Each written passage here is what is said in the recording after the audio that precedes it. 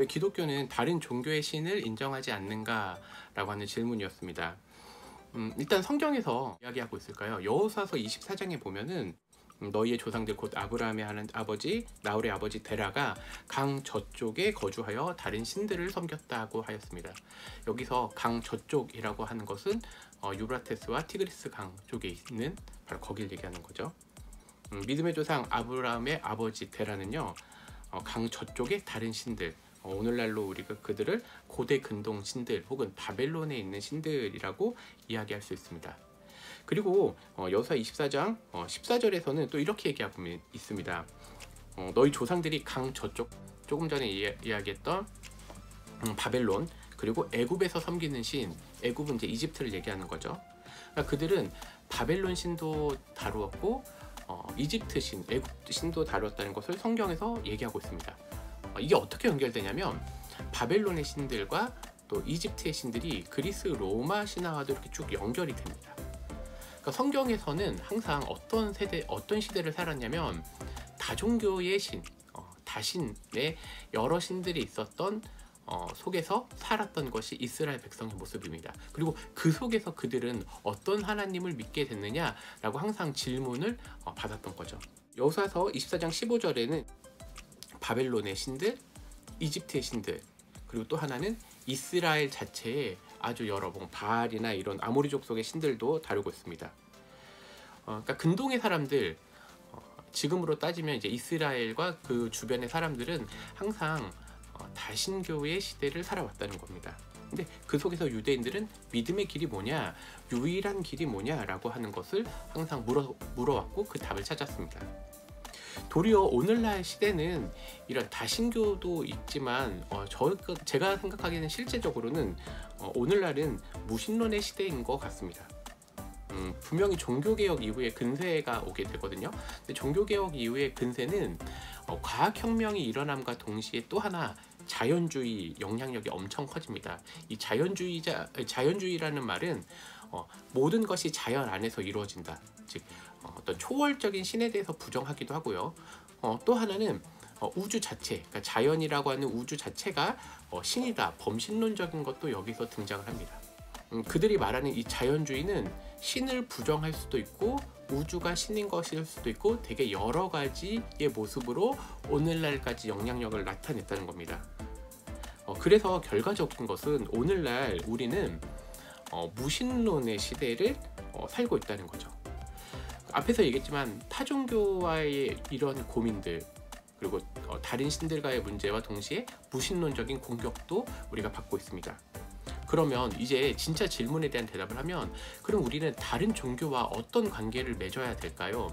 일단 첫 번째는 우리가 다른 종교, 타종교와 협력해서 활동할 수 있다는 겁니다. 예를 들면 생명 존중 사상이나 동성애 반대와 같은 것은 타종교와 분명히 협력할 수 있습니다. 이건 외부적인 거죠. 그러면 내부적으로는 이 여러 타종교 그리고 여러 문화가 있는 곳에서 다문화 속에서 우리는 어떻게 할 수 있느냐, 우리 안에는 진짜 하나님이 어떤 분이신지 성경을 통해서 계속 연구해 볼 필요가 있다는 거예요. 그러니까 내부적으로는 그렇게, 외부적으로는 협력할 부분은 협력을 하고 또 다른 것은 무엇인지 우리 내부적으로 알아야 된다는 겁니다. 성경이 말하는 하나님은 누군가입니다. 앞서 여호수아서를 통해서 저는 이런 얘기를 했습니다. 고대 이스라엘에서는 여러 다신교를 믿었던 세대 속에서 너희를 구원하신 분이 누구냐, 너희의 구원자가 누구냐 라고 하는 그 답을 찾았습니다. 근데 오늘날 우리에게도 마찬가지죠.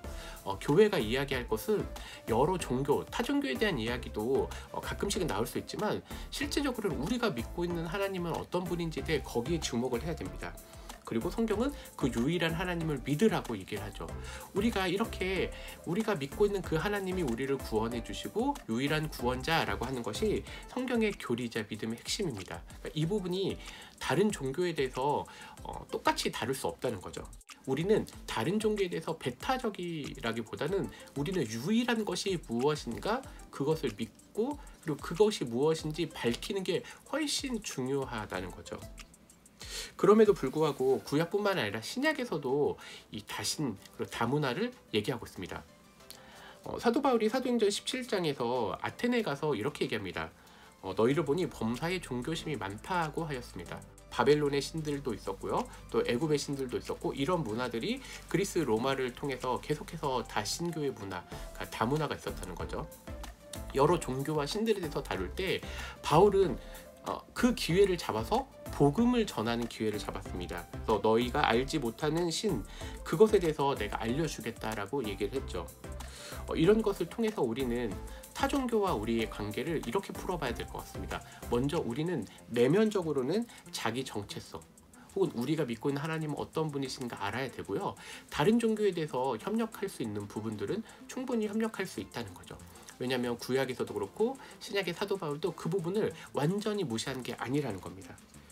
그럼에도 불구하고 우리는 진짜 좋은 약이 무엇인지 생각해 볼 필요가 있습니다.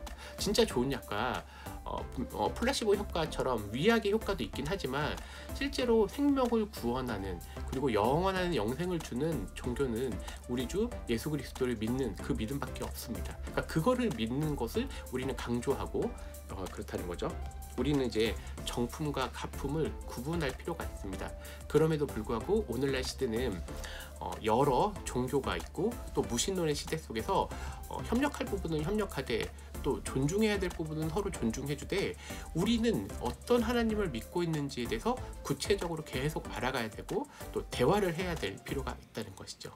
감사합니다.